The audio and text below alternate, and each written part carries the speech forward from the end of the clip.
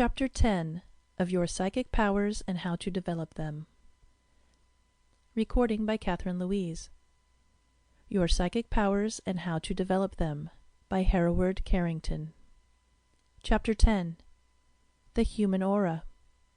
Surrounding every living body, and some non-living materials, there is a halo or aura which may be seen under certain exceptional conditions. Clairvoyants have always contended that they could see this aura surrounding human beings, but they were laughed at for their pains by the majority of scientists who continued to disbelieve in its existence. About the middle of the 19th century, Baron von Richtenbach published a book on the aura, paying particular attention to the emanations which his sensitives had seen coming from crystals and the poles of horseshoe magnets.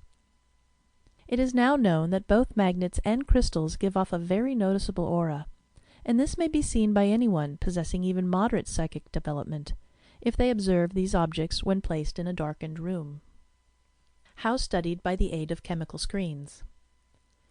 Needless to say, all this was disbelieved at the time, and it was not until 1911 that the existence of the aura was proved scientifically by means of mechanical and chemical means. Dr. Kilner, the electrician of St. Thomas Hospital, London, then showed that it is possible for anyone to see the aura issuing from a living human being by means of especially prepared glass slides containing a chemical named dicyanin. The subject of the experiment is placed against a white or black cloth background in a nearly darkened room, and must be at least partially nude, as the aura cannot be seen through the clothing. The investigator then looks through one of the chemical screens at the daylight. Then, closing his eyes, pulls down the blind so as to make the room nearly dark. In this light, the figure of the model can be seen only faintly, and if the subject is looked at through the glass screen, the aura may be seen by nearly anyone possessing good eyesight. In this case, the investigator does not have to be a clairvoyant, since the eyes are rendered susceptible to certain artificial light waves by means of the chemical screens. Usually our eyes cannot perceive these waves. In this way, the skeptical world has been convinced of the reality of the human aura, and it is now considered a proved scientific fact. The three auras thus disclosed. The human aura or atmosphere consists of a number of layers or strata, one beyond the other, extending out into space. By means of Dr. Kilner's chemical screens, three of these divisions may be clearly perceived. First, what is called the etheric double. This is seen like a dark line, slightly grayish in color, which extends over the whole surface of the body, conforming exactly to its shape. Doubtless, this is one manifestation of the double or etheric body. Beyond this extends the inner aura, which is usually 2 or 3 inches broad. It conforms to the contour of the body throughout, and is more or less colored by the health of the individual and by the mental or emotional states which may be present at that time. Beyond this again is the outer aura, beginning where the inner aura ceases and extending from 3 to 6 inches as a rule before it becomes invisible. It extends slightly further in the case of women than it does in men. This aura is very variable and is greatly influenced by all the mental and psychic conditions of the person to whom it belongs. Its colors vary also very greatly, but this cannot as a rule be seen through the screens because they themselves are either dark red or blue. It takes a trained clairvoyant to see all the subtle gradations and variations of color in the aura. How to train your psychic sight. The best way to train yourself to see auras of this character is perhaps the following. 1.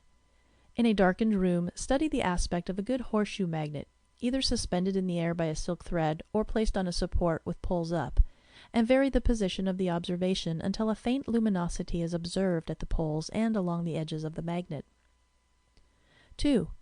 In the light, repeat the same process, trying to make out these lines and the extensions and limitations of the aura. It must be understood that this vision can be obtained artificially only through the action of the will, and by a proper focusing of the eyes, the perception of auras requiring a very different focus from ordinary sight, and this focusing is very often, nearly always in fact, different in each of the 2 eyes. The attempted focusing of the sight must therefore be made with each eye separately, and then with both combined. It may happen that one eye only can be focused for this special vision, or when both are found available, if both focuses are not identical, the active use of both eyes at one time may destroy the psychic sight of the sensitive eye. The aura in daylight and darkness. It is important to master the faculty of seeing the magnetic aura in the daylight, because more complete details can thus be eventually obtained than in the dark, and this is the only way to learn how to perceive the human aura. For the purpose of trying one's vision in broad daylight, take a good horseshoe magnet and hold it perpendicularly in front of you, either against the background of an open outside light, such as can be obtained from looking out from the inside of a room through an open window, or against a near inside background, for instance a white or dark wall, according to the nature of the light. Then look at the edge of the magnet with one eye only, and gradually approach it or slide it away from you, until you obtain the best focus of vision. Look steadily along the same point, until it dawns on you that a kind of a quivering narrow band of mist or vapor is flowing from the metal and prevents your sight from freely perceiving the object back of it, producing in fact a sort of bending of your visual rays.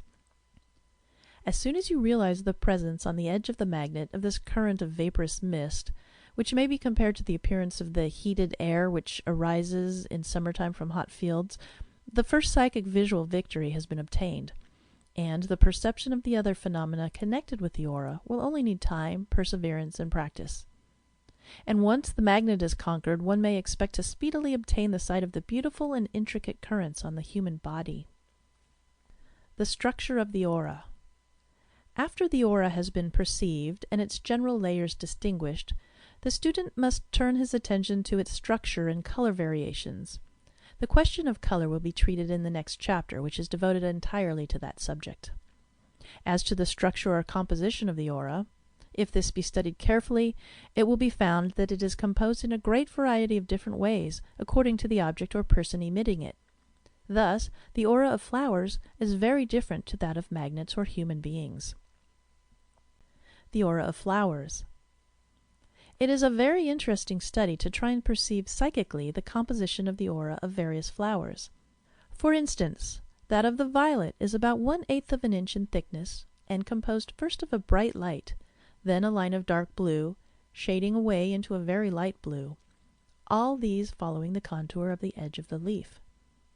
Above these lines is a scalloped or semi-linear string or border of 2 rows of little purplish-red figures, diamond-shaped, very regularly distributed, so as to form 2 sets of 14 little diamonds over the space of each small lobe of the leaf.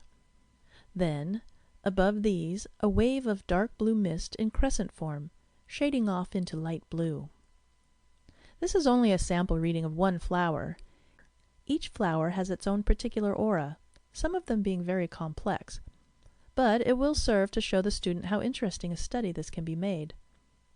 The study of the aura of plants alone, carefully undertaken, would occupy considerable time.